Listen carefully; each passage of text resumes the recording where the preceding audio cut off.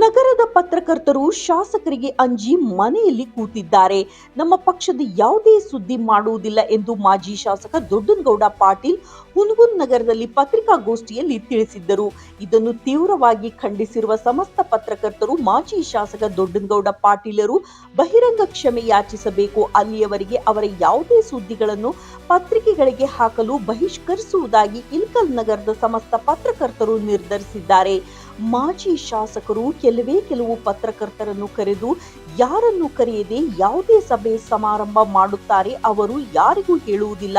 ಈ ರೀತಿ ಹೇಳಿಕೆ ನೀಡಿರುವುದು ಬಹಳಷ್ಟು ಪತ್ರಕರ್ತರಿಗೆ ಎಂದು ಬೇಸರ ವ್ಯಕ್ತಪಡಿಸಿದ್ದಾರೆ.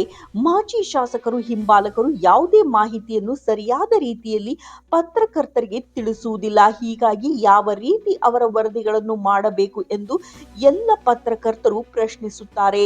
ಪತ್ರಕರ್ತರನ್ನು ಕೂಡ ಎದುರಿಸ್ತಕ್ಕಂಥ ಕೆಲಸ ನಡೆದೈತಿ. ಪತ್ರಕರ್ತರು ವಿಶೇಷವಾಗಿ ನಮ್ಮ ಇಳಕಲ್ ಪತ್ರಕರ್ತರು ಎಲ್ಲರೂ ಎದುರು ಮನೆ ಕೊಡ್ತಾರ.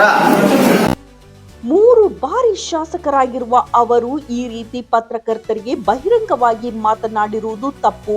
ಅವರ ಬೆಂಬಲಿಗರು ಓರ್ವ ಪತ್ರಕರ್ತನ ಕಚೇರಿಗೆ ನುಗ್ಗಿ ಹಲ್ಲೆ ಯತ್ನ ನಡೆಸುತ್ತಿರುವುದು ಸಹ ಖಂಡನೀಯವಾಗಿದೆ.